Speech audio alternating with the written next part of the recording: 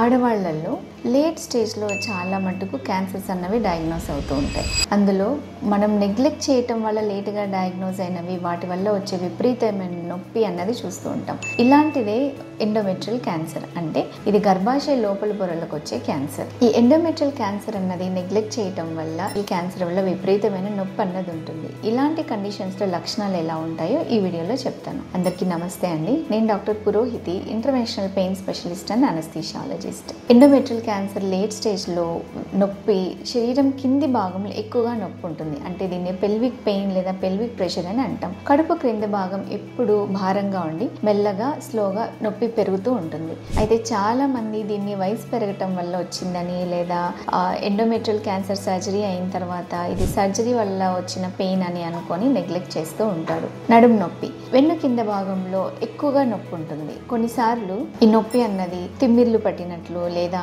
ముళ్ళులతో గుచ్చినట్లు ఉంటుంది. చాలా సార్లు దీన్ని నార్మల్ నడుము నొప్పి అనుకొని నెగ్లెక్ట్ చేస్తూ ఉంటారు. కాళ్ళల్లో నొప్పి, కాళ్ళలో ఉన్న నరాలలో నొప్పి చూస్తూ ఉంటాం.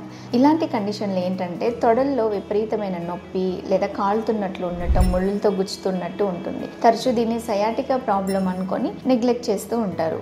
చాలా మందిలో ఈ ఎండోమెట్రియల్ క్యాన్సర్ అన్నది అడ్వాన్స్ అయినప్పుడు లేట్ స్టేజెస్లో మన యూరిన్ వెళ్ళాలన్నా కూడా, మోషన్ పాస్ చేయాలన్నా కూడా ఆ మలద్వారంలో విపరీతమైన నొప్పి, మంటగా ఉంటుంది. అయితే దీన్ని చాలామంది చెప్పుకోవటానికి సిగ్గుపడి చెప్పకుండా దాచిపెడుతూ ఉంటారు. దీనివల్ల కూడా ఇంకా సివియర్ అవుతుంది. పెరీనియల్ పెయిన్, యోనిలో నొప్పి రావటం. ఈ పెరీనియల్ రీజన్ అంటే మనం కూర్చున్నప్పుడు కింది భాగం కానీ, లేదా యోనిలో విపరీతమైన మంట, కాలుతున్నట్లు పదే పదే నొప్పి వచ్చి దీని తీవ్రత పెరుగుతూ పోతూ ఉంటుంది. దీన్ని తరచూ ఇన్ఫెక్షన్ అనుకొని పొరపాటు పడుతూ ఉంటారు. ఈ ఎండోమెట్రియల్ క్యాన్సర్ డయాగ్నోజ్ అయిన తర్వాత ట్రీట్మెంట్లో భాగంగా రేడియోథెరపీ, కీమోథెరపీ, సర్జరీ ఇలాంటి ట్రీట్మెంట్స్ అన్నవి తీసుకోవాలి. అయితే ఈ ట్రీట్మెంట్స్ తీసుకున్న తర్వాత కూడా కొందరిలో ఈ పెయిన్ అన్నది ఎక్కువ ఉంటుంది. అయితే చాలా మంది పేషెంట్స్ ఇది ట్రీట్మెంట్లో సైడ్ ఎఫెక్ట్ కాబట్టి మనం భరించాలి అనుకుంటారు. అలా భరించాల్సిన అవసరం లేదు. ఎండోమెట్రియల్ క్యాన్సర్ అన్నది అడ్వాన్స్ స్టేజ్లో శరీరం అంతా పాకినప్పుడు ఎముకల్లో కామన్ గా